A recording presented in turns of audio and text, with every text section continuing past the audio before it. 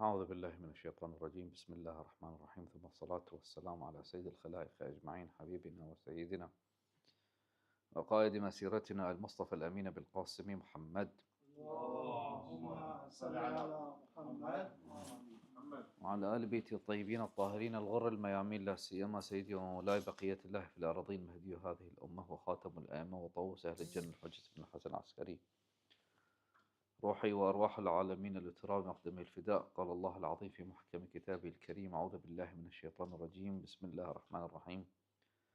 كل نفس ذائقة الموت ثم إلينا ترجعون. آمنا بالله، صدق الله العلي العظيم. اللهم صل على محمد. This verse, Allah subhanahu wa ta'ala, that's repeated 3 times in a different verses and in different chapters of the Quran. Allah subhanahu wa ta'ala says that every soul will taste death, then you will be returned to us.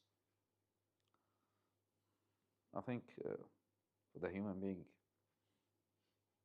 the most hated discussion and the most hated thought is the thought that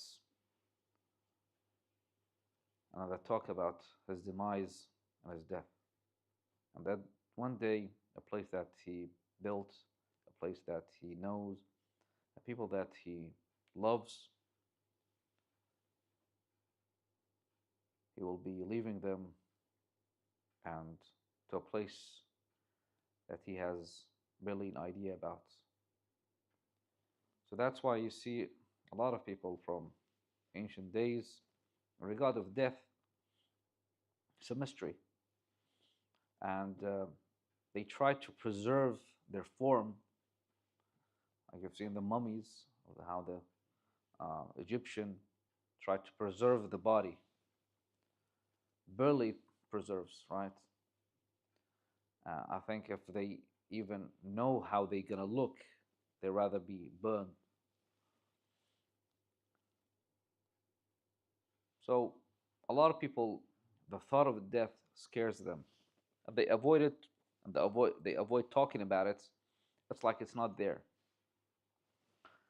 Imam Sadiq salawatullahi wasalam alayhi says in a hadith that ما خلق الله يقينا لا شك فيه أشبه بشك لا يقين فيه من الموت. Allah subhanahu wa ta'ala has not created a certainty so similar to doubt as death. Despite its certainty, people doubt its reality. So you see, it's paradox that Allah subhanahu wa ta'ala highlights here. It's a human nature that even though we acknowledge death, yet we live as its distance from us. If it's not gonna happen, everyone knows, everyone sees it, but ignores it. The problem with ignoring that fact is that when it comes, you're not ready, you're not prepared. Amir al-Mu'minin salawatullahi wa salam alayh, in a hadith, it says, والله لابن أبي طالب آنس بالموت من الطفل اللي بثدي أمه. That by Allah subhanahu wa ta'ala's name, son of Abu Talib, find death more familiar and more than a child, like how the child seeks safety and love with his mother breasts. Ibn Abi Talib is like this to death. It's for a good reason. That Amir al-Mu'minin salawatullah wa salam alayhi has certainty. People who have certainty, Allah subhanahu wa ta'ala talks about them. Ya ayyatuha nafsul mutma'inna, are calm. They have certainty that over there they have built, they have something. They will go to not a ruin, but to a heaven. That this place to them is tight, it's small. Rasulullah Muhammad sallallahu alayhi wa alihi wa sallam says in a hadith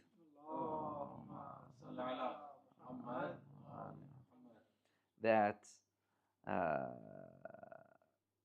اذكروا هادم أكثر من ذكر هادم اللذات. that remember often the destroyer of pleasures. They asked Rasulullah sallallahu alaihi wasallam, "What's the destroyers of pleasures?" He says that death. For no servant remembers its time of ease, at its time of ease, but that it constrained the world for him. That he's happy and he's jolly and he's in a good condition when he remembers death. That like the whole world coming crashing down on him, because he knows if all of this will not remain. All of this will one day or in a second will go. And the other way as well, if someone is in trouble, if someone is in he received a calamity, if someone is um, sees all the trouble this in the world, that he seeks solace with death, that this will end one day. It's not going to last. It didn't last for the people before us. It will not last for us as well. So one day this will be gone. All this suffering will be ended. That the sorcerers of Fir'aun, what they say after they saw the miracle of Musa ala nabina wa alayhi salatu, because they had the knowledge of sorcery, when they saw Musa's miracle, they knew that's from Allah subhanahu wa ta'ala. They became mu'min. Fir'aun, he got really upset, he got angry, and he threatened them that I will cut your feet and your hands and I will crucify you. They said to him, "Aqdha ma anta qaf." That do what you must, right? That إنما تقضي هذه الحياة الدنيا. You will end this life. You have no authority over the next.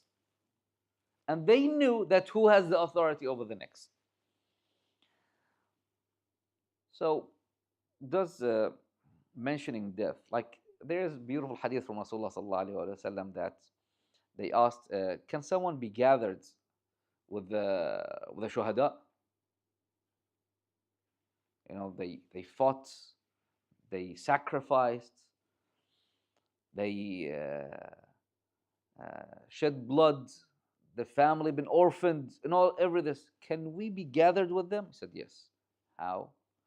He said if someone mentions death 20 times a day, it's not like take a subha and mention death like 20 times a day, but it's death that you mention. It's in what you see, that you see some pleasures.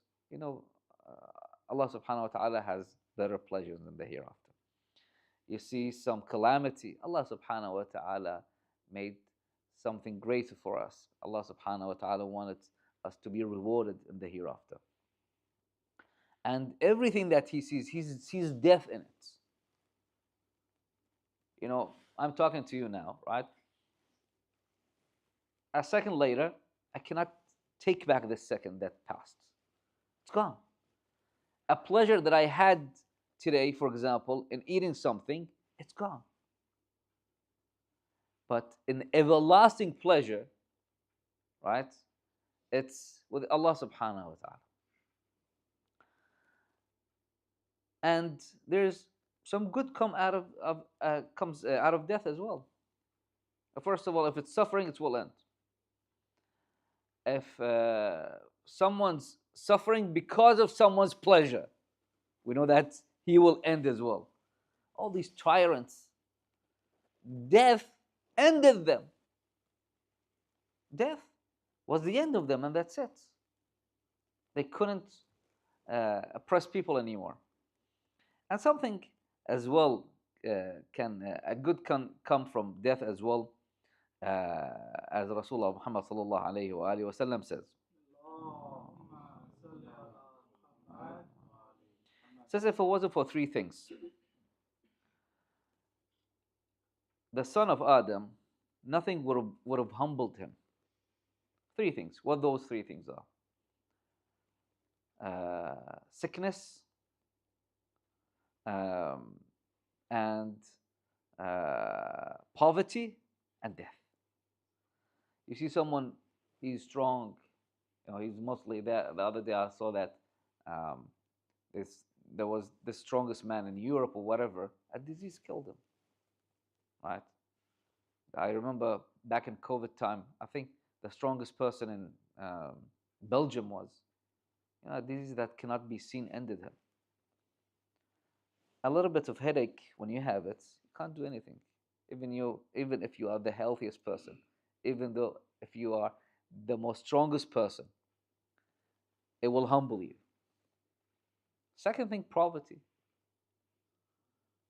If someone, right, you see in a poor country, is a big person, right, a muscular person, is a bodyguard for a little guy, right? Why? Because of his poverty. He can't afford to do anything but this, to use his body. So that's humbling him. And the third thing is death. I mean, if nothing humbles you, Allah subhanahu wa ta'ala will humble you with death, like He did with Fir'aun, like He did with Qarun, like He did with Namrud, like He did with every tyrant. And inshallah, Allah subhanahu wa ta'ala will show us with the tyrants of today that it will humble them. وَقَهَرَ عِبَادَهُ بِالْمَوْتِ وَالْفَنَاءِ. So it's upon us to how we view death and how we view this life. It's a passing transit, right? If you see it this way, you're not gonna bother yourself with a lot of things. You're not gonna be hurt by someone's saying, it's gonna pass. One day it comes, one day it goes, and you will look to build your hereafter. You will look forward